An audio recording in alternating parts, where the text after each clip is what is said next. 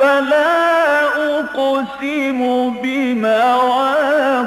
النجوم وإنه لقسم لو تعلمون عظيم إنه لقرآن كريم في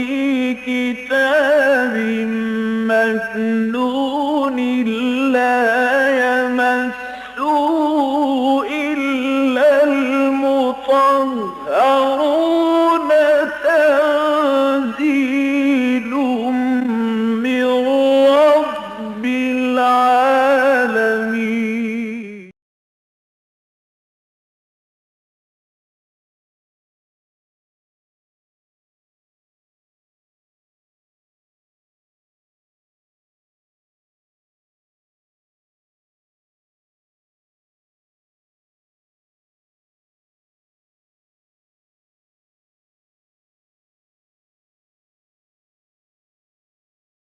بسم الله الرحمن الرحيم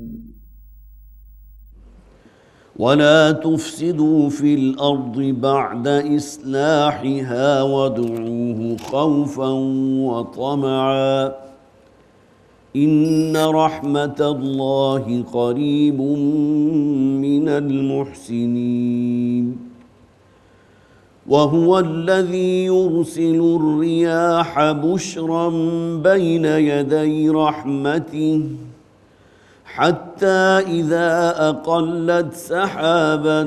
ثقالا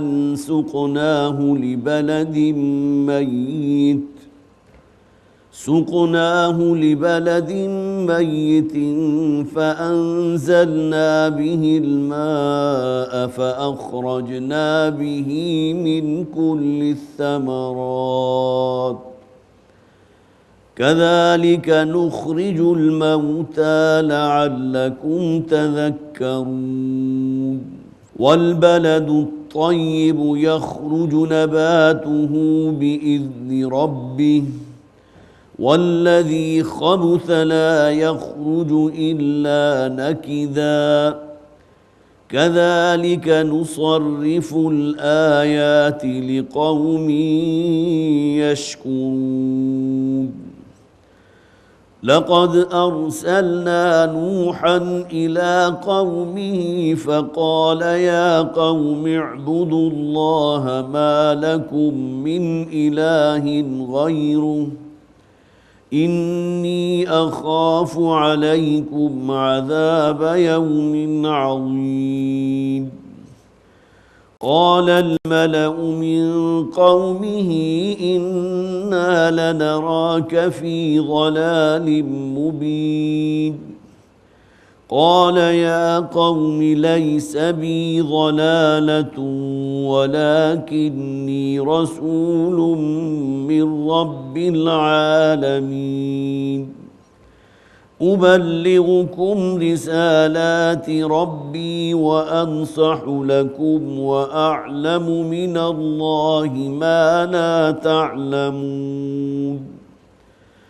أوعجبتم أن جاءكم ذكر من ربكم على رجل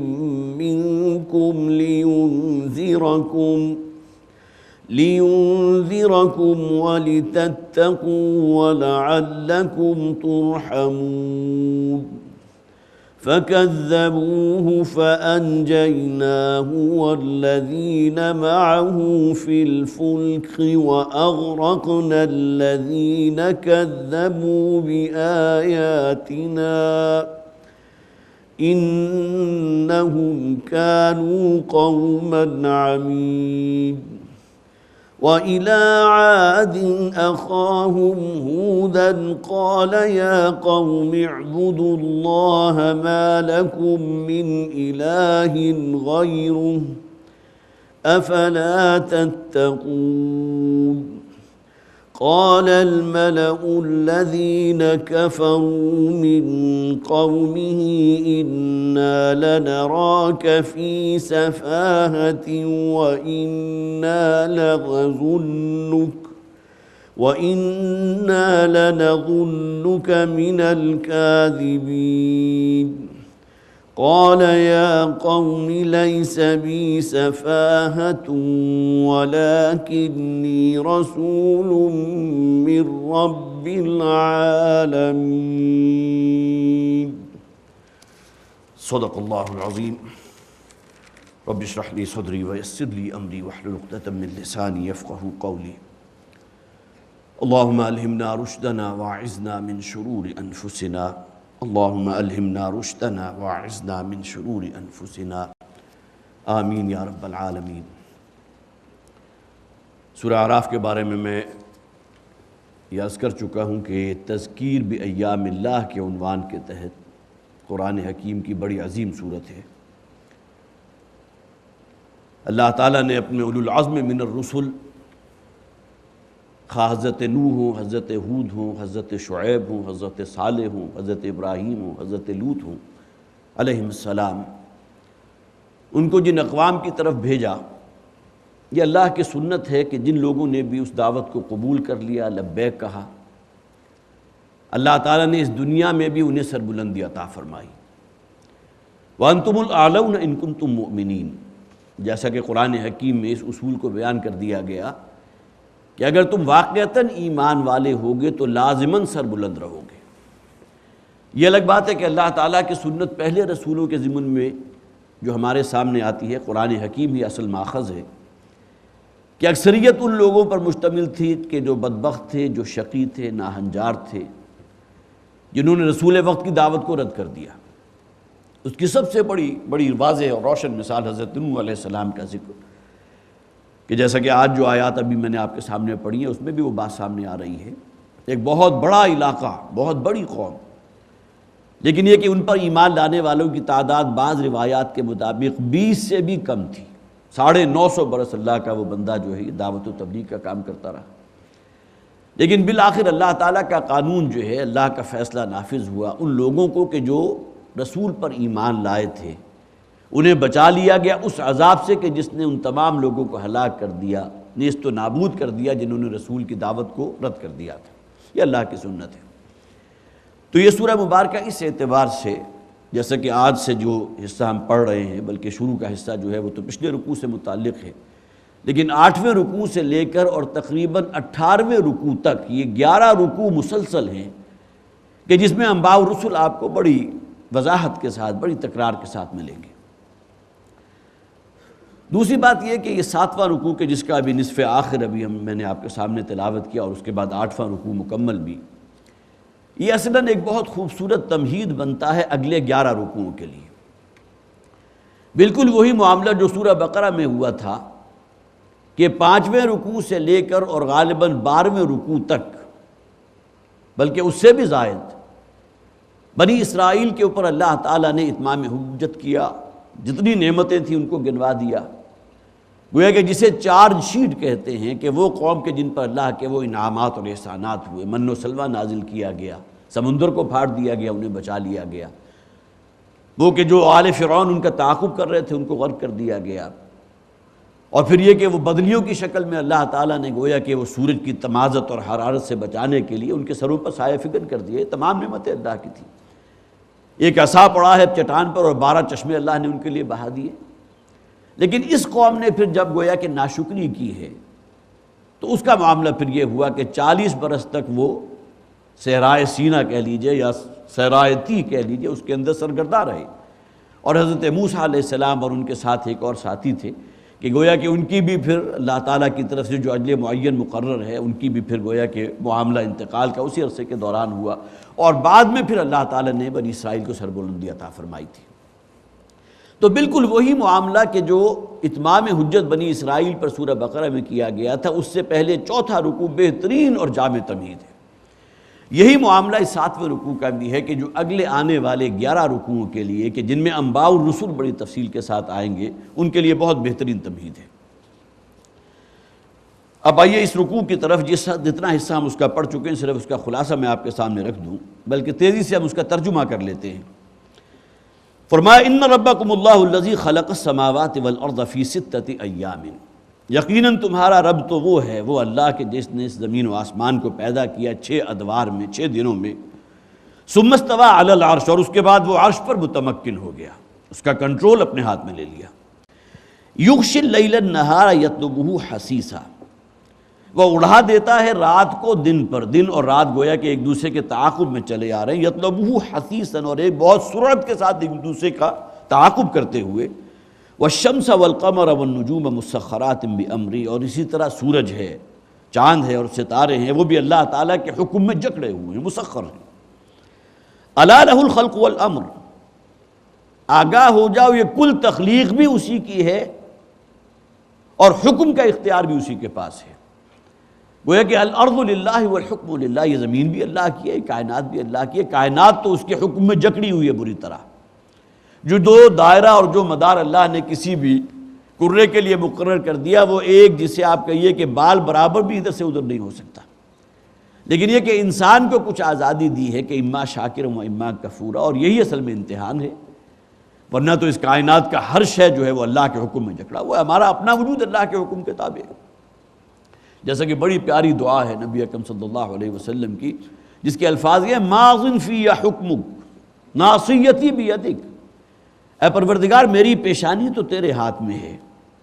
اور میرے وجود پر تیرا ہی حکم جاری و ساری ہے،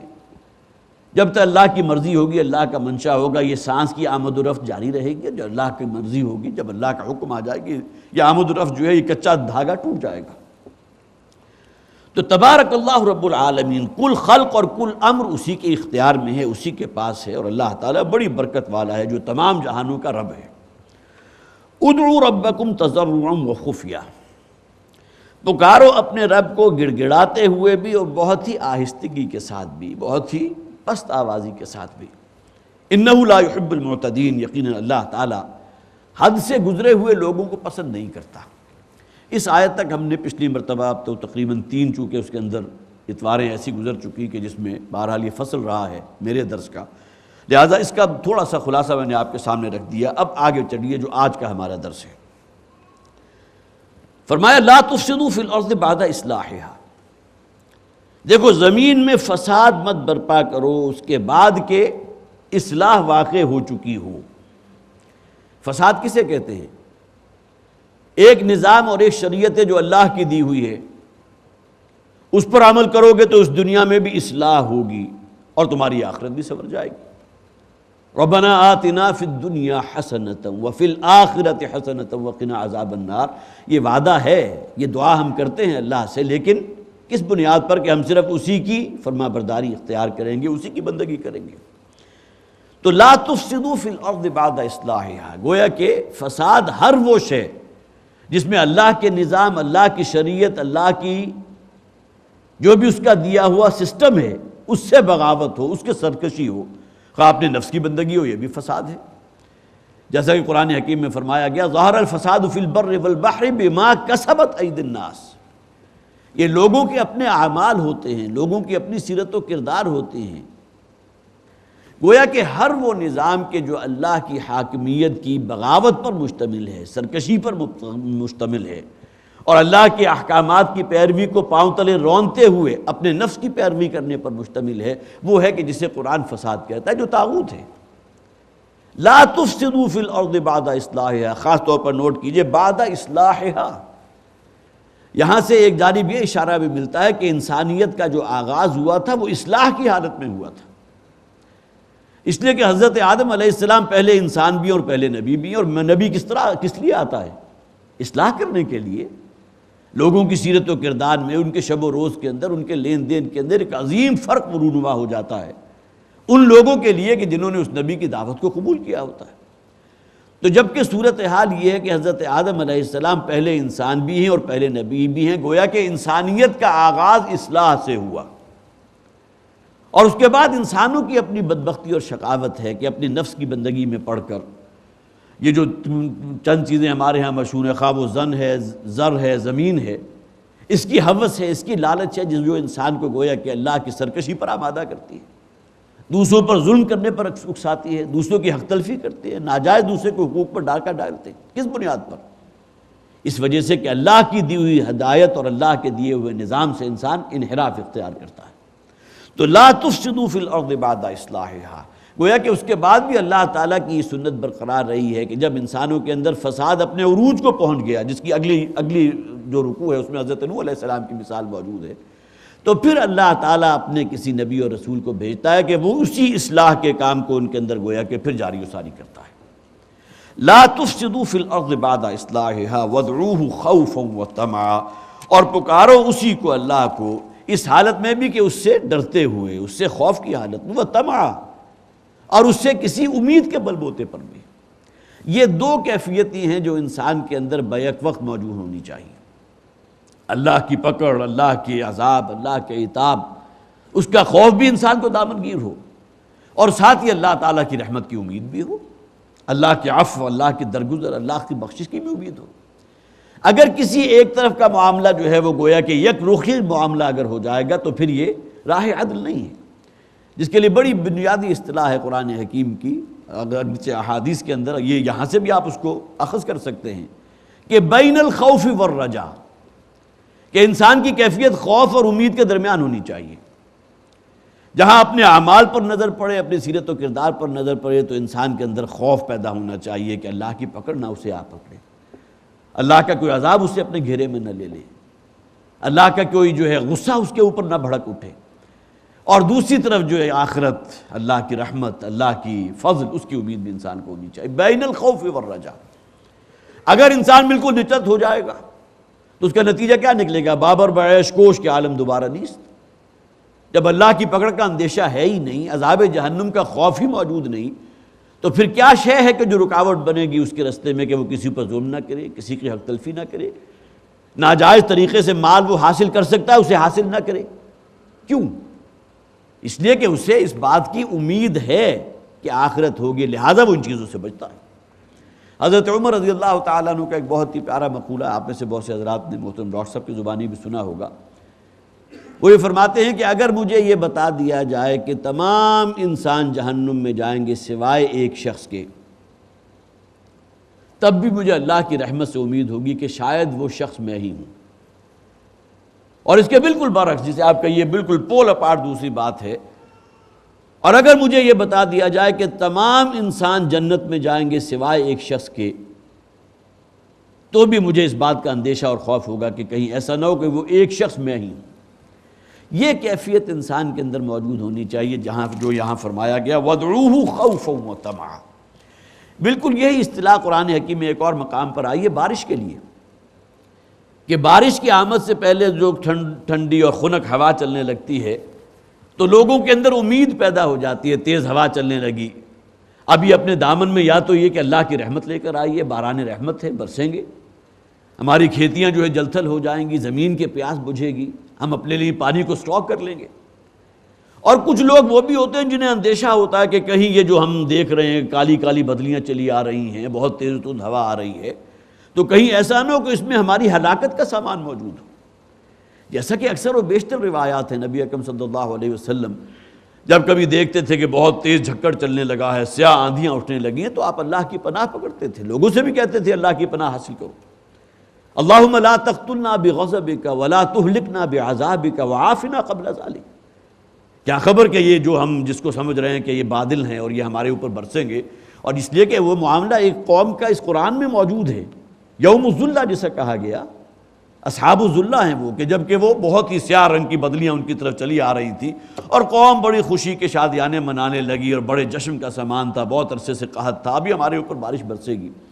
اور وہ بادل جب ان کے اوپر آیا ہے تو بارش برسنے کی بجائے آگ ان کے اوپر برسا دی گئی، قوم ہلاک کر دی گئی، جس کا ذکر قرآن میں موجود ہے۔ تو نبی اکرم صلی اللہ علیہ وسلم جو ہے پناہ مانگا کرتے تھے اس کیفیت میں کہ جب کہ وہ معاملہ، اس لیے کہ ایک طرف امید بھی ہے، یقیناً ہے کہ کیا عجب کہ اس کے جھکڑ کے پیچھے جو ہے بہت ہی رحمت والی بارش چلی آ رہی ہے، اور دوسری طرف اللہ کا عذاب جو ہے وہ بھی ممکن ہے کہ پیش خیمہ ہو، یہی ہوائیں اس عذاب کی۔ ان رحمت اللہ قریب من المحسنین، یقینا اللہ تعالیٰ کی رحمت جو ہے وہ بہت نزدیک ہے محسنین کے لیے۔ نیک کام کرنے والوں کے لیے۔ اور وہ جو حدیث جبرائیل قرآن اکیڈمی کی مسجد میں بھی زیر درس ہے، محترم ڈاکٹر صاحب اس کا درس دے رہے ہیں، اس میں محسنین کون ہیں؟ جو درجہ احسان کو پہنچے ہوئے لوگ ہیں۔ اسلام، ایمان اور اس کا کلائمیکس احسان ہے، ان تعبد اللہ کانک تراہ فإن لم تکن تراہ فإنہ یراک۔ یہ وہ مقام ہے کہ جہاں انسان یوں محسوس کرتا ہے کہ میں اپنے رب کی نگاہ میں ہوں۔ تو اس کی عبادت اور بندگی کے اندر جسے آپ کہیے نفاست پیدا ہوتی ہے، جسے یقین ہو کہ اللہ میرے عمل کو دیکھ رہا ہے، تو یہ وہ مقام احسان ہے۔ ان رحمت اللہ قریب من المحسنین، یہاں دونوں ہی مراد لیے جا سکتے ہیں، عام نیکوکار لوگ بھی، وہ بھی کہ جو احسان کرنے والے احسان کی روش پر کاربند ہیں، اور وہ مقام بلند بھی کہ جو اسلام، ایمان اور احسان کا مقام ہے۔ وَهُوَ الَّذِي يُرْسِلُ الرِّيَاحَ بُشْرًا بَيْنَ يَدَيْ رَحْمَتِهِ، اور وہی بھیجتا ہے ہواؤں کو بشرن کے جو بشارت لیے ہوئے ہوتی ہیں۔ بشرن اصل میں بشیر کے جمع، بشیر کہتے ہیں خوشخبری کو، جیسے کہ میں نے عرض کیا وہی ہوائیں ہیں کہ جو اپنے جلاؤں میں خوشخبری لیے آ رہی ہیں کہ پیچھے بارش آ رہی ہے، اللہ کی رحمت کا نزول ہونے والا ہے۔ بین یدی رحمتی، اور وہ اپنے گویا کہ خوشخبری دینے والی ہیں کس شے کی؟ اللہ کی رحمت کی، باران رحمت کے نزول کی۔ حتی اذا اقلت سحابا ثقالا، یہاں تک کہ جب وہ ہوائیں بوجھل ہوتی ہیں اور اٹھا لاتی ہیں بہت ہی بھاری بوجھ کو، سقناہ لبلد میت، تو ہم اسے ہانک دیتے ہیں ایک ایسی زمین کی طرف، ایسی سرزمین کی طرف جو بالکل مردہ ہو چکی تھی۔ یہ بادلوں کا کتنا وزن ہے اس کا ظاہر ہے کہ آپ اندازہ کر سکتے ہیں، جب چھاجوں بارش برستی ہے تو کتنا پانی ہے کہ جو زمین پر جمع ہوتا ہے۔ یہ پانی کہاں سے آیا؟ انہی بادلوں کے اندر موجود تھا نا۔ لہذا قرآن میں یہاں کہا کہ سحاباً ثقالاً، وہ بادل کے جو بہت وزنی ہیں، بہت بوجھل ہیں، اگرچہ عام حالات میں تو وہ گویا کہ روئی کے گالے کی طرح اڑتے ہوئے فضا میں بکھرے ہوئے ہیں۔ کبھی آپ اگر فضائی سفر کریں تو مختلف لیئرز کے اندر جس طرح روئی ہوتی ہے، جہاز آپ کا ان کو چیرتا ہوا بلندی تک پہنچ جاتا ہے، اور کتنی ہی بلندی پر پہنچ جائیں آپ اپنے نیچے بھی بادلوں کو ایسے دیکھیں گے کہ جیسے بہت گہرائی میں بادل موجود ہیں، اور ذرا آپ نگاہ اوپر اٹھائیں گے تو آپ کو اوپر جو ہے آسمان میں بھی بادل نظر آ رہے ہیں۔ یہ تہ برتہ ہے، جیسا کہ قرآن میں ایک اور مقام پر آیا کہ بادلیں جو ہیں مختلف لیئرز کی شکل میں ہیں، اور اس کا مشاہدہ آج ہمیں ہوتا ہے۔ شاید آج سے 1500 برس پہلے انسان نے زیادہ سے زیادہ اگر وہ چڑھا بھی ہوگا تو اسی پہاڑ کی چوٹی پر پہنچ گیا 3-4 ہزار فٹ، اس سے زائد کا تو کوئی تصور نہیں تھا۔ لیکن یہ کہ قرآن نے اس بات کو واضح کیا، ایک تو یہ کہ یہ بوجھل ہوتے ہیں، ان کے اندر وہ پانی موجود ہے، ماء مبارک موجود ہے، اور ان کا کتنا وزن ہے۔ حتی اذا قلت سحابا ثقالا، یہاں تک کہ جب وہ ہوائیں اٹھا لاتی ہیں ان بادلوں کو جو بہت وزنی ہیں، سقناہ لبلد میت، یہاں دیکھیے سقناہ، ان بادلوں کو ہم ہانک دیتے ہیں اس زمین کی طرف جو مردہ زمین ہو چکی۔ حالانکہ کتنی بستیاں ایسی ہیں کہ جہاں بادل جب ان کے اوپر سے گزرے اور نیچے رہنے والے بڑے خوش ہوئے کہ شاید ہمارے اوپر برسیں گے، لیکن بغیر برسے وہاں سے گزر گئے اور آگے کہیں جا کر جو ہے جل تھل کر دیا۔ کس کا حکم ہے؟ اس لیے کہ ہمارا تو ایمان ہے نا کہ کوئی شے واقع نہیں ہو سکتی جب تک کہ اللہ کا اذن نہ ہو۔ اللہ کا اذن اگر کسی زمین کے رہنے والوں کے لیے ہوگا کہ یہ بادل ان پر برسے تو بارش برسے گی۔ سقناہ لبلد میت، ہم انہیں ہانک دیتے ہیں ایک ایسی زمین کی طرف جو مردہ زمین ہے۔ فانزلنا بہ الماء، اور پھر یہ کہ اس سے ہم اتارتے ہیں وہ پانی، فاخرجنا بہ من کل الثمرات، اور اسی پانی کے ذریعے ہر نوع کے ثمرات اس زمین سے ہم اگا دیتے ہیں، جسے لائف سائیکل کہتے ہیں۔ یہ پانی کہاں سے آیا؟ بادلوں سے برسا۔ بادلوں میں وہ آبی بخارات کہاں سے آ گئے؟ یہ واٹر سائیکل آپ حضرات نے بھی پہلے پڑھا ہوگا، آج بھی ہمارا خواہ وہ چھٹی جماعت کا کوئی طالب علم ہے لیکن یہ کہ اس بات کو تو جانتا ہے نا کہ یہ بادل ہیں کہ جو اصل میں سمندر سے آبی بخارات اڑتے ہیں اور اس کے بعد کنڈنس ہو جاتے ہیں، پھر ہوائیں لے کر ان کو چلتی ہیں۔ اگر انسان نے صرف یہ سمجھا کہ یہ سب کچھ خود بخود ہو رہا ہے تو بہت بڑا حجاب ہے، بہت بڑا پردہ ہے۔ اس کے صرف اس تصور کو اگر شامل کر لیں کہ یہ از خود نہیں ہو رہا بلکہ اللہ کے کیے ہو رہا ہے، اللہ کے حکم سے ہو رہا ہے، یہ نظام اللہ کا قائم کیا ہوا ہے۔ کہاں کہیں صحرا کا علاقہ سمندر سے ہزاروں میل دور، اور کہاں یہاں سے آبی بخارات کے ذریعے اللہ تعالیٰ نے پانی کو اٹھایا اور ان بادلوں کی گویا کہ پیٹھ پر وہ پانی جو ہے سفر کرتا ہوا جا کر برس گیا ایسے جگہ پر جہاں پانی پہنچ ہی نہیں سکتا۔ اہل عرب آپ کو معلوم ہے وہ سنگلاخ سرزمین ہے، وہاں پانی کہاں سے آ جاتا تھا؟ ٹھیک ہے کہیں نخلستان ہوں گے، کہیں جو ہے کوئی ایسی پہاڑیاں ہوں گی جہاں برف جم گئی اور اس کے بعد آہستہ آہستہ وہ میلٹ ہوتی ہوئی چشموں کی شکل میں جو ہے پانی نیچے اتر آیا، لیکن اکثر و بیشتر تو یہی بارش کا پانی تھا کہ جو سٹاک ہو جاتا تھا نشیبی زمین میں، اور بہت کچھ اس میں جذب بھی ہو جاتا تھا۔ یہ ٹربائن سسٹم اور یہ جو گویا کہ بہت گہرائی میں اتر کر پانی کو اپنے لیے برآمد کر لینا، اس کا تو کوئی تصور نہیں۔ ہاں اگرچہ کنویں جو ہیں بہت سے موجود تھے حضور کی بعثت سے پہلے بھی، جب سے گویا کہ تاریخ انسانیت ہے اس وقت سے انسان جو کا ایک ماخذ کنوؤں کے ذریعے زمین کو کھود کر پانی حاصل کرنا بھی ہے،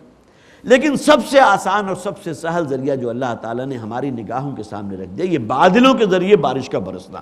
فَأَنزَلْنَا بِهِ الْمَاءَ فَأَخْرَجْنَا بِهِ مِنْ كُلِّ الثَّمَرَاتِ، اور پھر ہم نے ان بدلیوں میں سے، ان بھارے بادلوں میں سے پانی جو ہے وہ اتارا ہے، اور اس کے ذریعے ہر نوع کی ثمرات تم اس زمین سے حاصل کر رہے ہو۔ كَذَلِكَ نُخْرِجُ الْمَوْتَى لَعَلَّكُمْ تَذَكَّرُونَ، یہ ہے اصل بات۔ آخر تمہارے مشاہدے کی بات ہے نا کہ بالکل مردہ زمین، سال ہاں سال کہیں کوئی رویدگی نہیں، اور جسے آپ کہیے کہ سورج کی طرح تپتا ہوا جو ہے وہ آگ برساتا ہوا سورج، جہاں کوئی حیات جو ہے اس کا بھی کوئی تصور آپ نہیں اپنے ذہن میں لا سکتے، اس کے باوجود بارش برستی ہے اور اس میں انواع و اقسام کے پودے، جھاڑ جکاڑ، حشرات الارض، مینڈک ہے، فلاں چیز ہے، فلاں، یہ کہاں سے آ گئے؟ یہ اللہ تعالیٰ کا ایک نظام ہے۔ حالانکہ جیسے کہ میں نے عرض کیا، کہیں دور دور تک کہیں کوئی زندگی کا نام اور اس کی رمق بھی باقی نہیں تھی، موجود ہی نہیں تھی، لیکن اس کے باوجود یہ ماء مبارک ہے جسے ہم حیات افزا پانی کہتے ہیں۔ وَجَعَلْنَا مِنَ الْمَاءِ كُلَّ شَيْءٍ حَيٍّ، قرآن حکیم نے تو یہ اصول دے دیا کہ اگر کہیں زندگی نام کی شے ہے تو ممکن نہیں ہے کہ پانی کے عمل کے بغیر ہو، اس کا عمل دخل لازمن ہو۔ یہی وجہ ہے ہمارے ہاں عام طور پر مختلف سیاروں کی طرف جو بھیجے جاتے ہیں، خواہ وہ مریخ ہے، خواہ وہ پلوٹو ہے، کہیں بھی،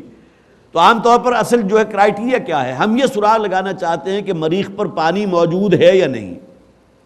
اگر پانی موجود ہوگا تو پھر وہ یونیورسل ٹروتھ جو ہے، وہ ابدی لا جس کو میں نے کہا، اگر پانی موجود ہوگا تو پھر اس کا امکان ہے یا اس کا گمان کیا جا سکتا ہے کہ وہاں لائف بھی موجود ہو، کوئی زندہ شے بھی موجود ہو۔ یہ الگ بات ہے کہ ہم جیسے انسان ہوں نہ ہوں، لیکن یہ کہ کوئی آبی حیات موجود ہوگی، کوئی دلدلی حیات موجود ہوگی، بشرطے کہ پانی وہاں موجود ہو۔ لیکن جب آپ تک یہ رزلٹ پہنچتا ہے کہ فلاں کرے کو پر پانی نہیں ہے، تو اس کے معنی کیا ہوا کہ حیات کا کوئی عمل دخل وہاں نہیں ہے۔ وَجَعَلْنَا مِنَ الْمَاءِ كُلَّ شَيْءٍ حَيٍّ، قرآن حکیم کے اعجازات میں سے ہے یہ چیز کہ قرآن نے جن معاملات کو اٹھایا ہے اس کو آج تک کہیں اس کی نگیشن نہیں ہو سکی۔ آج بھی گویا کہ اس بات کو ہم تسلیم کیے بغیر نہیں رہ سکتے کہ کہیں لائف ہوگی تو ممکن نہیں ہے کہ پانی کا عمل دخل وہاں موجود نہ ہو۔ کذالک نخرج الموتى، یہ اللہ تعالیٰ نے لائف سائیکل جو تمہاری نگاہوں کے سامنے ہوتا ہے، مردہ زمین جو ہے زندہ ہو جاتی ہے، اس میں انواع و اقسام کے حشرات الارض جو ہے وہ رینگتے ہوئے نظر آتے ہیں، پھر یہ کہ انواع و اقسام کے آپ اس سے جو ہے فصلیں بھی حاصل کر رہے ہیں، کچھ میوے بھی ہیں، کچھ جھاڑ جکاڑ بھی ہے، اور خودرو قسم کی جڑی بوٹیاں بھی ہے جس سے آپ کے مویشی جو ہے اپنی غذا حاصل کر رہے ہیں۔ کہاں سے آ گئیں؟ اللہ کے حکم سے ہوا۔ ایک دن ہوگا کہ اے انسانوں تمہیں بھی اس زمین سے اسی طرح نکال کے کھڑا کر دیا جائے گا۔ اور اس میں خاص طور پر ایک روایت میں نے نوٹ کی تھی، ابن کثیر اسے لے کر آئے ہیں، فرماتے ہیں کہ نبی اکرم صلی اللہ علیہ وسلم نے ارشاد فرمایا کہ تمام انسانوں کے جسم اور ان کے اعضاء جو ہیں وہ بیج کی مانند ہیں، اور اس کے بعد صورت یہ ہوگی جب انسان مر جاتا ہے تو گویا کہ اس کا کوئی نہ کوئی بیج جو ہے وہ اس زمین کے اندر موجود ہوتا ہے۔ پھر وہ فرماتے ہیں کہ اللہ کے حکم سے 40 روز جو ہے وہ شدید بارش ہوگی، گویا کہ یہ قیامت کے بعد کی بات ہے، جبکہ انسانوں کا ابھی بعث بعد الموت ہونی ہے، اور اس کے بعد انسان زمین سے یوں اگوئیں گے جس طرح تمہاری فصلیں زمین سے اگتی ہیں، اس لیے کہ اس زمین کے اندر انسان کا وہ بنیادی سیڈ موجود رہتا ہے۔ کسی ذریعے سے انسان ہلاک ہوا ہو، کسی درندے نے اسے چیڑ پھاڑ لیا ہو، اس کی خواہ جو ہے جلا کر بھسم کر دیا گیا ہو، اس کی راکھ جو ہے بہا دی گئی ہو، لیکن کوئی نہ کوئی ایلیمنٹ تو اس زمین میں موجود ہے نا، جو 40 شبانہ روز کی بارش کے نتیجے میں اس حدیث کے الفاظ یہ ہیں کہ انسان اس زمین سے یوں اگیں گے کہ جس طرح تم اپنی نگاہوں سے فصلوں کو زمین سے اگتا ہوا دیکھتے ہو۔ تو کذالک نخرج الموتى لعلکم تذکرون، اسی طرح ایک دن آئے گا کہ اللہ تعالیٰ تمہیں بھی، اگرچہ تمہیں مرے ہوئے خواہ ہزاروں برس بیت چکے ہوں،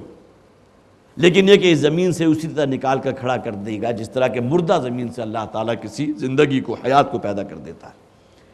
تو کذالک نخرج الموتى لعلکم تذکرون، تاکہ تم کو نصیحت حاصل کرو۔ یہ تو تمہاری نگاہوں کے سامنے کی بات ہے، مردہ زمین زندہ ہو جاتی ہے۔ اسی طرح سورہ حدید میں بڑے پیارے الفاظ ہیں، یہ مثال دینے کے بعد فرمایا گیا اعلموا ان اللہ یحیی الارض بعد موتها، جان لو اللہ تعالیٰ اس زمین کو بھی اس کی موت کے بعد دوبارہ زندگی عطا کر سکتا ہے۔ تو گویا کہ وہاں بین السطور جو مضمون چل رہا ہے اس میں یہ نتیجہ اخذ کیا جاتا ہے کہ اگر تم یہ محسوس کرتے ہو کہ تمہارے دلوں کی کھیتی مردہ ہو چکی ہے، اس کے اندر کوئی رونق باقی نہیں ہے، کوئی زندگی کی رمق باقی نہیں رہی، خدا سے حجاب ہے، خدا سے دوری ہے، تو اللہ کی قدرت سے یہ شے بعید نہیں کہ تمہاری دل کی مردہ کھیتیوں کو بھی زندگی عطا فرما دے۔ ان اللہ یحیی الارض بعد موتها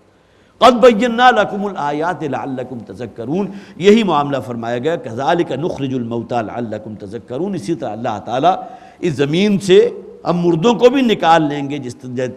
اگر ان باتوں پر تم ذرا غور و فکر کرنے والے ہوئے۔ والبلد الطیب یخرج نباتہ باذن ربہ، دیکھیے آسمان سے وہ مائع مبارک، اب اس کی مثال میں ایک اور شے سے بھی دوں گا، لیکن یہ کہ اگلی آیت کا پہلے صرف ترجمہ آپ کے سامنے رکھ دوں۔ جس طرح وہ مائع مبارک آسمان سے نازل ہوا، ایک خطہ ارضی وہ ہے کہ جہاں وہ پانی جب زمین میں جذب ہوا تو وہاں سے جو انواع و اقسام کی چیزیں نکلی وہ لوگوں کے فائدے کی چیزیں، خودرو قسم کی اگرچہ جھاڑیاں لیکن لوگوں کے کھانے پکانے کے کام آ سکتی ہیں، کچھ پھل اس کے اندر موجود ہیں، کسی میں کوئی میوے موجود ہیں، اس قسم کی چیزیں بھی ہیں۔ لیکن وہی خطہ ارضی ہے کہ جہاں آپ وہی بارش کا پانی وہاں برسائے، لیکن وہاں سوائے جھاڑ جکاڑ کے، جھاؤ کے اور کڑوی کسیلی قسم کے خودرو قسم کے پودوں کے اور کوئی شے نہیں ہے۔ یہی معاملہ ہے انسان کے دل کی کھیتیوں کا بھی۔ یہ وحی نبوت کی بارش ہوئی حضرت محمد صلی اللہ علیہ وسلم پر، جو آغاز وحی کے بعد کا معاملہ کیا ہوا، وہی مکہ کی سرزمین تھی، وہی کے رہنے والے ابو بکر بھی تھے اور وہی بستی کا رہنے والا ابو جہل بھی تھا، ناموں کے اندر بھی بڑی مماثلت ہے، ابو کا لفظ دونوں کے ساتھ موجود، اگرچہ یہ کنیت ہے لیکن یہ کہ ابو جہل گویا کہ جہالت کا باپ، جہالت کا سمبل، اور حضرت ابوبکر ہیں جو انتہائی تواضع اور انکساری کی وجہ سے ان کا یہ معاملہ ہوا۔ تو یہ دونوں وہاں موجود تھے، لیکن یہ کہ ایک شخصیت وہ وجود میں آئی کہ جس کا مظہر ابو جہل ہے، اور وہی اسی بارش وحی نبوت کے نتیجے میں حضرت ابوبکر صدیق رضی اللہ تعالیٰ عنہ وہ بھی اسی کے اندر گویا کہ اسی معاشرے میں موجود تھے۔ جس طرح تم اس زمین کو دیکھتے ہو کہ آسمان سے بارش نازل ہونے کے بعد کچھ حصہ تو وہ ہے جہاں سے آپ بہت ہی فائدے کی چیزیں حاصل کر رہے ہیں، اور کچھ حصہ وہ ہے جہاں جھاڑ جکاڑ کے علاوہ، کلوی کسیلی چیزوں کے علاوہ اور کوئی شے وجود میں نہیں آ رہی، یہی معاملہ انسان کے دلوں کا بھی ہے۔ وہ جو نبوت ہے، وہ رسالت ہے، اس کی جو انوار کی بارش ہوتی ہے تو کچھ دل وہ ہوتے ہیں کہ جو بہت زرخیز ہوتے ہیں، وہ اس کو جذب کرتے ہیں، ان کی سیرت و کردار کے اندر وہ کونپلیں پھوٹتی ہیں کہ جو اس کے نتیجے میں وجود میں آنی چاہیے، اور کچھ دل وہ ہوتے ہیں کہ جس میں سوائے ضلالت اور گمراہی کے اور کوئی شے برآمد نہیں ہوتی۔ تو والبلد الطیب یخرج نباتہ باذن ربہ، اور وہ سرزمین یا وہ شہر کے جو پاکیزہ ہے وہ نکالتا ہے اپنے سبزے کو باذن ربہ، گویا کہ نبات سے مراد وہ شے کہ جن سے ہم انسان اور ہمارے انعام اور مویشی جو ہیں اس سے فائدہ حاصل کرتے ہیں، کھانے پینے کی چیزیں حاصل کر رہے ہیں باذن ربہ، اللہ کے اذن سے، اللہ کے حکم سے۔ والذی خبث لا یخرج الا نکدا، اور وہ سرزمین یا وہ حصہ کہ جو خبیث ہے اس سے سوائے ناقص جھاڑ جکاڑ کے اور کوئی شے برآمد نہیں ہوتی۔ وہی بارش برسی ہے لیکن یہ کہ نتیجہ بالکل مختلف، جیسا کہ فرمایا گیا سورۃ تغابن میں هو الذی خلقکم فمنکم کافر ومنکم مؤمن، تمام انسانوں کا خالق اللہ ہے، لیکن یہ عجیب جو ہے بالعجبی ہے کہ ان میں سے کچھ لوگ وہ ہیں جو اللہ کے ماننے والے ہیں، اللہ کے فرما بردار ہیں، اللہ کی غلامی اختیار کرنے والے ہیں، اور اسی اللہ کی مخلوق میں سے کچھ وہ ہیں جو اللہ کے باغی و سرکش ہیں۔ جس طرح ہمارا مشاہدہ اس زمین کے قطعات کے بارے میں ہے، یہی معاملہ انسانوں کا بھی ہے۔ لا یخرج الا نکدا، خواہ آپ کتنی ہی واعظ و نصیحت کر لیں، آپ کے عام تجربے میں بھی یہ بات آتی ہوگی کہ بعض شخصیت کے بعض طبائع کے اندر اس درجے جو ہے جسے آپ کا یہ ہٹ درمی اور ضد اور اناد ہوتا ہے کہ خاندان کا بڑے سے بڑا بزرگ اس کے سامنے ہر عقلی دلیل پیش کر لے، لیکن جسے آپ کا یہ کہ بالکل ذرا برابر بھی کوئی ان کے اوپر کوئی اثر واقع نہیں ہوتا، اور دوسری طرف وہ شخص کہ جسے اشارتاً بھی کوئی بات کہی جائے تو فوراً آگے بڑھ کر اس کو قبول کر لیتا ہے، وہ یہ سمجھتا ہے کہ اسے نہیں کہی گئی بلکہ اصل میں یہ مجھے سنایا جا رہا ہے، لہٰذا مجھے اپنے اندر اصلاح کرنی چاہیے۔ تو طیب اور خبیث کا لفظ آیا ہے، دونوں ایک دوسرے کے متضاد ہیں۔ طیب کہتے ہیں پاکیزہ شے کو، اور خبیث کے جس کے اندر ناپاکی یا نجس کا عنصر موجود ہے۔ تو والبلد الطیب یخرج نباتہ باذن ربی، وہ جو سرزمین، جو خطہ ارض جو ہے پاکیزہ ہے، وہ نکالتا ہے اپنا سبزہ، اپنی رویدگی جو لوگوں کے نفع کے لیے ہے، باذن ربی، اللہ کے حکم سے، اپنے رب کے حکم سے۔ والذی خبث لا یخرج الا نکدا، اور وہ خطہ ارضی کے جو گویا کہ نجس ہے، جو ناکارہ ہے، ناپاک ہے، یا جس طرح آپ سمجھیے کہ کچھ زمین ایسی ہوتی ہے جو سیم اور تھوڑ کی وجہ سے اس سے متاثر ہوتی ہے، وہاں کی وہ شے نہیں اگتی۔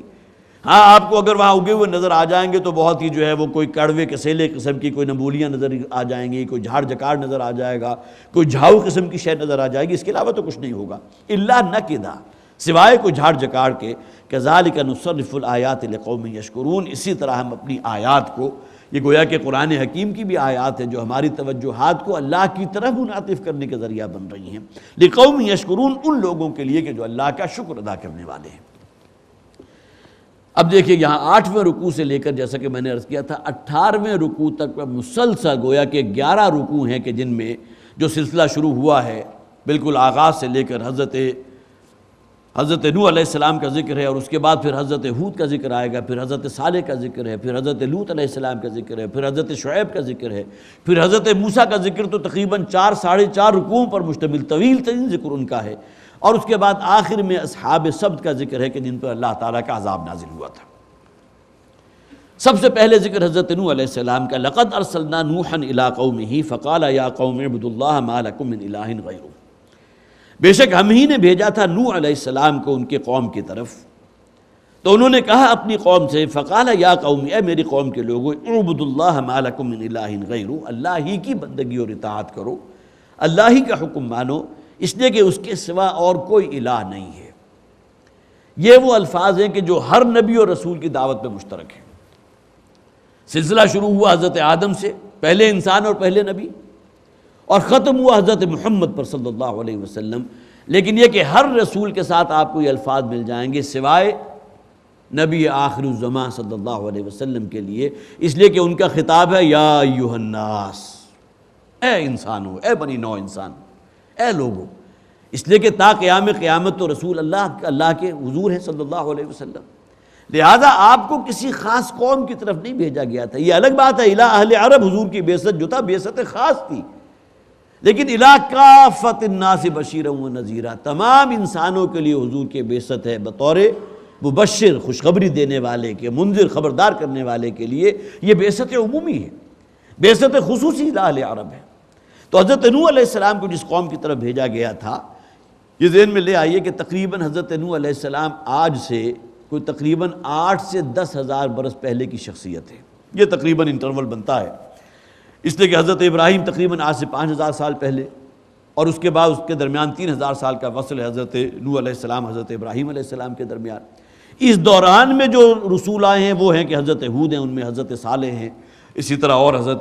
اور بھی بعض رسولوں کا ذکر موجود ہے، حضرت ادریس کا ذکر بھی آتا ہے، لیکن یہ واحد رسول ہے جو حضرت آدم اور حضرت نوح علیہ السلام کے درمیان ہے۔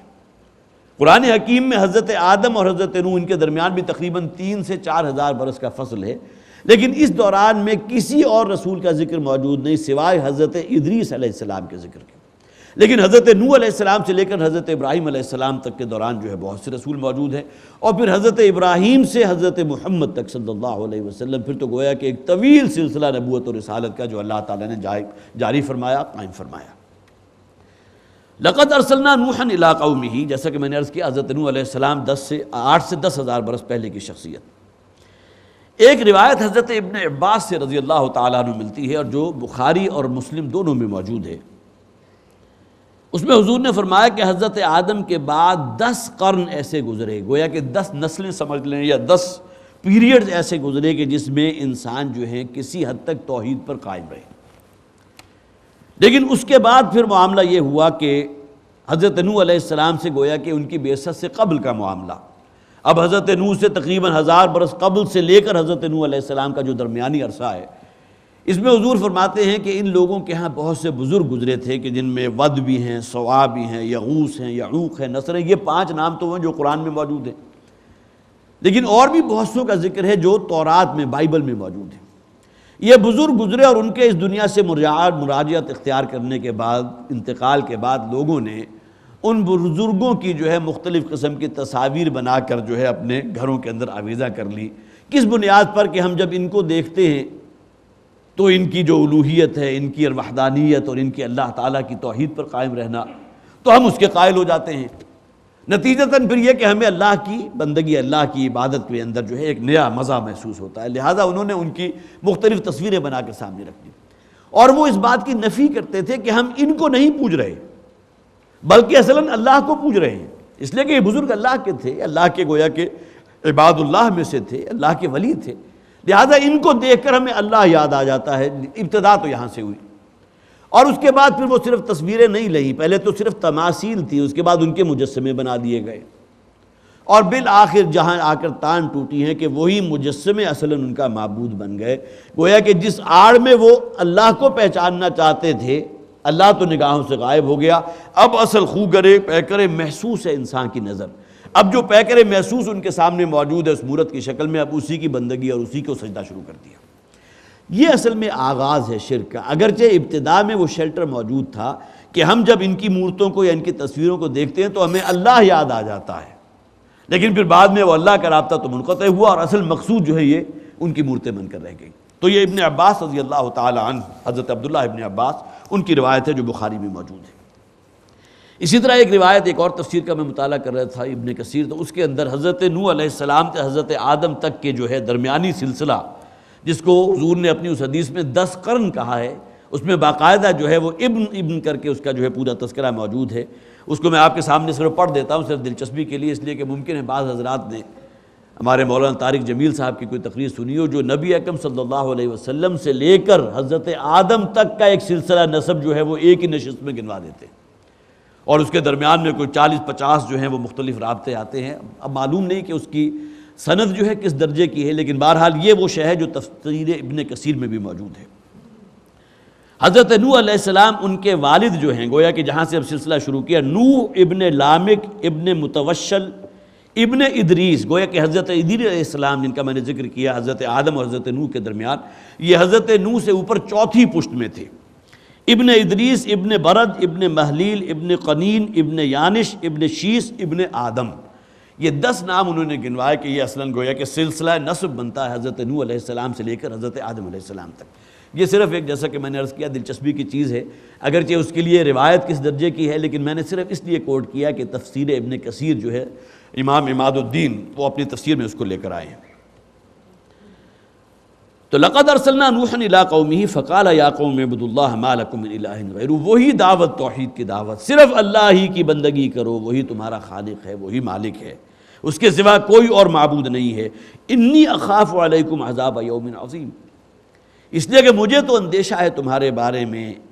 اس بڑے دن کے عذاب کا۔ اس لیے کہ رسول کی حیثیتیں 2 ہوتی ہیں، ایک تو خوشخبری دینے والا بھی ہے۔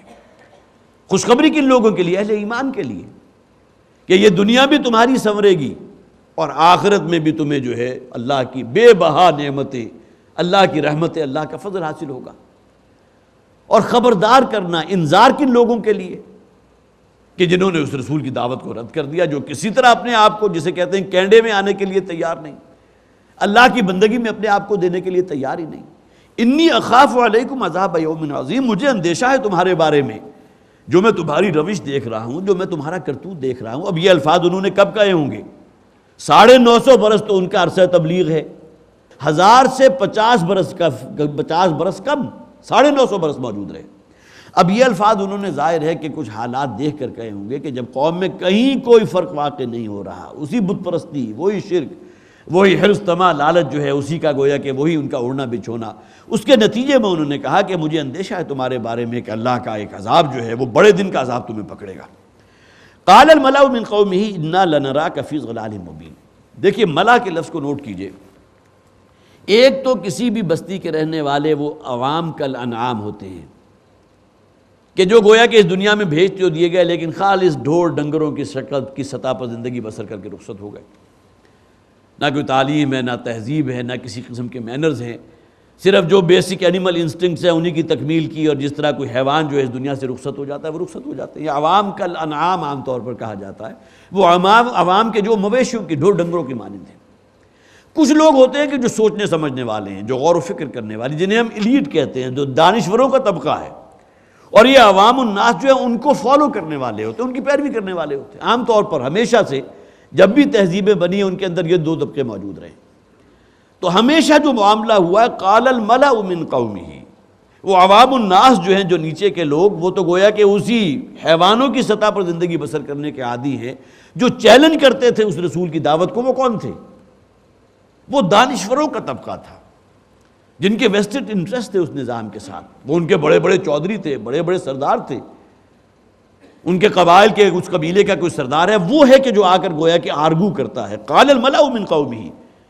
ان سرداروں نے کہ جو ان کی قوم سے تھے، جو ان کے گویا کہ ہائرز تھے، جو ان کی ہائر اتھارٹیز تھی، جو ایلیٹ تھا ان کا، ان کی قوم کے لوگوں نے جواب دیا انا لنراک فی ضلال مبین، اے نوح ہم تو تمہیں دیکھ رہے ہیں تم ایک بہت کھلی گمراہی میں مبتلا. ہمارے آباء و اجداد سے جو دین چلا آ رہا ہے، یہ ود ہے، سوا ہے، یغوث ہے، یعوق ہے، نصر ہے، یہ مختلف دیویاں ہیں، دیوتا ہیں کہ جن کے مجسمے ہم نے اپنے جو ہے استھان بنا لیے، اور ہم نے اپنے باپ دادا کو انہی کی جو ہے وہ پرستش کرتے ہوئے پایا. اور آج تم کہہ رہے ہو کہ ان سب کو جو ہے ختم کر کے صرف ایک اللہ کو مانو. تو انا لنراک فی ضلال مبین، ہم تو تمہیں ایک کھلی گمراہی میں دیکھ رہے ہیں. اپنے آبائی دین سے منحرف ہو جانا، اس رستے سے نکل جانا ہمارے نزدیک یہ کوئی معقول طرز عمل تو نہیں ہے، یہ تو گمراہی ہے. ملا کے بارے میں نے ایک بات اور بھی نوٹ کی تھی، اس کو ذہن میں رکھیے. ملا یملأ آتا ہے کسی شے کا بھر جانا، جیسا کہ بڑے پیارے الفاظ ہیں حدیث کے، سبحان اللہ نصف المیزان. یہ سبحان اللہ کا کلمہ جو ہے وہ میزان، انسان کا جو نامہ اعمال ہے، جو میزان اور ترازو ہوگا نیکیوں والا پلڑا، اس کو نصف کو بھر دیتی ہے. والحمد للہ تملأہ وتملأ ما بین السماوات والارض، یہ ملا کے لفظ وہاں بھی آیا. اور کلمہ الحمدللہ جو ہے نہ صرف یہ کہ اس نصف میزان کو مکمل بھر دیتی ہے تملأ، بلکہ یہ کہ زمین و آسمان کی اس پوری پنہائیوں کو بھی یہ کلمہ الحمدللہ بھر دیتا ہے.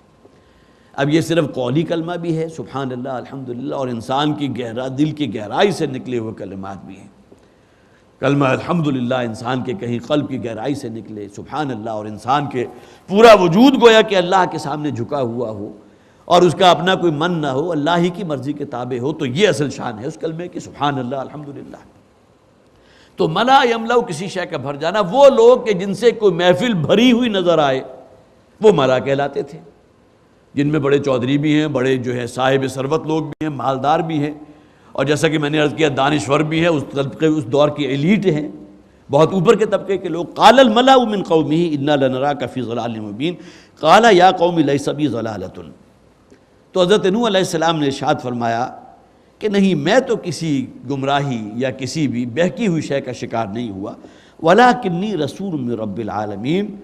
بلکہ میں اس رب کی جانب سے جو تمام جہانوں کا پروردگار ہے اس کی جانب سے بھیجا گیا ہوں. ارسل یرسلو، رسول کس سے بنا؟ جو اللہ نے بھیجا ہے مجھے. ولکنی رسول من رب العالمین، بلکہ اصلاً تو میں فرستادہ ہوں، اللہ کا پیغامبر ہوں، اللہ کے پیغام کو تم تک پہنچانے کے لیے اللہ نے مجھے ذریعہ بنایا ہے. من رب العالمین، اس رب کی طرف سے جو تمام جہانوں کا پروردگار ہے. ابلغکم رسالات ربی. اب دیکھیے ان کے ذمے جو اصل مشن تھا وہ کیا تھا؟ اپنے رب کے پیغام کو تم تک پہنچانے کا پابند ہوں. جیسا کہ قرآن میں بھی فرمایا گیا، کئی مقامات فرمایا گیا حضور سے خطاب کر کے کہ اے نبی صلی اللہ علیہ وسلم آپ کے ذمے صرف پہنچا دینا ہے. ابلغکم رسالات ربی ما انت علیہم بمسیطر، اے نبی صلی اللہ علیہ وسلم آپ ان پر کوئی جبر کرنے والے تو نہیں ہیں، کوئی ان پر داروغہ تو نہیں ہے، آپ اس بات کے مکلف نہیں ہیں کہ فلاں شخص ایمان کیوں نہیں لایا. آپ کا سگا چچا ابو لہب، سگے چچے ابو طالب ہیں، ایمان نہیں لائے. اور کہیں دور سے حضرت سلمان وہ ایران سے چلے آ رہے ہیں تلاش حق میں، وہ جستجو ہے، اندر پیاس موجود ہے، اور آ کر حضور کی غلامی میں جو ہے وہ شامل ہو گئے، حضور پر ایمان لے آئے. تو نبی کبھی مکلف نہیں ہوتا. فرمایا گیا ابلغکم رسالات ربی، میں پہنچاتا ہوں، مجھے اس بات کا پابند کیا گیا کہ اپنے رب کے پیغام کو تم تک پہنچا دوں. وانصح لکم، اور میں تو تمہارے لیے نصیحت ہی نصیحت ہوں. ظاہر نصیحت کسے کہتے ہیں؟ خیر خواہی کو. حضور کی ایک حدیث بھی ہے الدین النصیحہ، دین تو نام ہی خیر خواہی کا ہے. صحابہ نے جب سوال کیا تھا کہ حضور کس کی خیر خواہی، تو حضور نے فرمایا تھا للہ ولرسولہ، اس لیے کہ نصیحہ کا لفظ جو صرف خیر خواہی کے لیے نہیں ہے، وفاداری کے لیے بھی ہے، اللہ کے لیے، اللہ کے رسول کے لیے، اللہ کی کتاب کے لیے تو وفاداری ہے، لیکن عوام الناس کے لیے اور مسلمانوں کے اماموں کے لیے یہ نصح و خیر خواہی کا جذبہ ہے۔ الدین النصیحہ،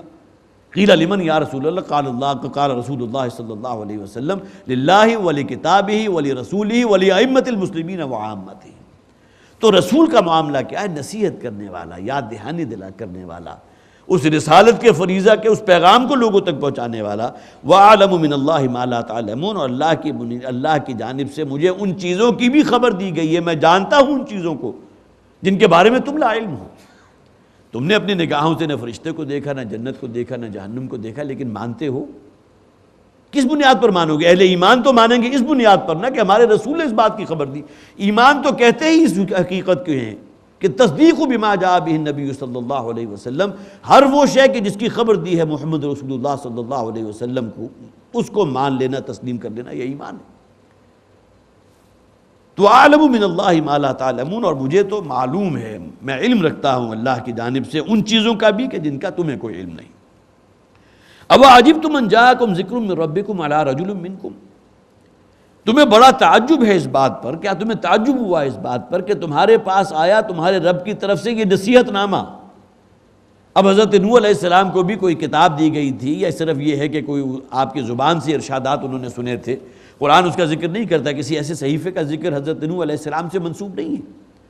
ہاں، حضرت ابراہیم علیہ السلام کے صحف ابراہیم و موسیٰ قرآن حکیم میں 2 مقامات پر ذکر موجود ہے کہ حضرت ابراہیم علیہ السلام کو بھی اللہ تعالیٰ نے صحیفے دیے تھے، لیکن وہ کہاں ہو گئے؟ غتربود ہو گئے۔ اس وقت جو بائبل موجود ہے، آخری کتاب جنہیں وہ لوگ کہتے ہیں جو قرآن کو نہیں مانتے، اس کے اندر بھی کتنی تحریفیں ہو چکی۔ تو تمہیں اس بات پر بڑا تعجب ہو رہا ہے کہ تم پر اللہ تعالیٰ نے اپنا ذکر جو نازل فرمایا ہے، علی رجل منکم لینذرکم، ایک ایسے مرد پر، ایک ایسے جوان مرد پر جو تم ہی میں سے ہے، لینذرکم، تاکہ وہ تمہیں خبردار کر دے۔ اب یہ اعتراض کس بنیاد پر ہے؟ اس لیے کہ انکار رسالت میں یہ معاملہ رہا ہے کہ ہم اپنے جیسے کسی انسان کو رسول ماننے کو تیار نہیں۔ قرآن میں یہ بات موجود ہے، مَا لِهَٰذَا الرَّسُولِ يَأْكُلُ الطَّعَامَ وَيَمْشِي فِي الْأَسْوَاقِ، یہ کیسے رسول ہیں جو کھانا بھی کھاتے ہیں، تمام قضائے حاجت جو ہے ان کے ساتھ وہ بھی لاحق ہے جس طرح ہمیں ہے، اور اس کو آگے بڑھا لیجئے تو ان کی بھی پیدائش اسی طرح ہوئی ہے جس طرح ہم میں سے کسی کی پیدائش ہوئی، اور اس سے آگے بڑھیے ان کی بھی اولاد ہے، ان کے بھی بیوی بچے ہیں جس طرح ہمارے بیوی بچے ہماری اولاد ہیں۔ تو ایسے شخص کو تو ہم کو اللہ کی طرف سے بھیجا ہوا رسول ماننے کو تیار نہیں، یہ انکار رسالت بن گئی۔ تو اس بات پر تمہیں بڑا تعجب ہو گیا کہ تم ہی میں سے اللہ تعالیٰ نے کسی ایک شخص کو منتخب کر دیا اس رسالت کے فریضے کی ادائیگی کے لیے۔ اَوَعَجِبْتُمْ أَن جَاءَكُمْ ذِكْرٌ مِّن رَبِّكُمْ عَلَىٰ رَجُلٍ مِّنكُمْ لِيُنذِرَكُمْ، کہ ہم نے ذکر نازل کیا ایک ایسے شخص پر جو تم ہی میں سے تھا، لِيُنذِرَكُمْ، تاکہ وہ تمہیں خبردار کر دے، وَلِتَتَّقُوا وَلَعَلَّكُمْ تُرْحَمُونَ، اور تاکہ تم اللہ کا تقوی اختیار کرو، تتقوا، تاکہ تم بچ سکو، کس شے سے بچ سکو؟ جہنم کے عذاب سے بچ سکو۔ اس دنیا میں جو اللہ کا عذاب آنے والا ہے ان لوگوں پر جو رسول وقت کی دعوت کو رد کر دے، اس سے تم بچ سکو، وَلَعَلَّكُمْ تُرْحَمُونَ، اور تاکہ تم پر رحم کیا جائے۔ فَكَذَّبُوهُ فَأَنجَيْنَاهُ، تو انہوں نے، قوم نے گویا کہ تکذیب کر دی، رد کر دیا رسول کی دعوت کو، فَأَنجَيْنَاهُ وَالَّذِينَ مَعَهُ، پھر ہم نے بچا لیا انہیں بھی، ہو کی ضمیر حضرت نوح علیہ السلام کی طرف ہے، اور ان لوگوں کو بھی کہ جو ان کے ساتھ اس کشتی میں موجود تھے، وَالَّذِينَ مَعَهُ فِي الْفُلْكِ وَأَغْرَقْنَا الَّذِينَ كَذَّبُوا بِآيَاتِنَا، اور ہم نے غرق کر دیا ان لوگوں کو جنہوں نے ہماری آیات کو ٹھکرا دیا تھا، رد کر دیا تھا، جھٹلا دیا تھا۔ إِنَّهُمْ كَانُوا قَوْمًا عَمِينَ، یقیناً یہ لوگ تھے ہی عقل کے اندھے۔ اگرچہ 2 الفاظ استعمال ہوتے ہیں، عین میم اور یا عم، اس کو کہتے ہیں آنکھوں کی بصارت کا زائل ہو جانا، اور دوسرے بالکل اس کے ہم وزن الفاظ ہیں، عین میم اور ہا، عمہن یا عمہون کے الفاظ آتے ہیں، جس سے گویا کہ دل کی بصیرت جو ہے اس سے انسان جو ہے بالکل خالی ہو جائے، ختم ہو جائے۔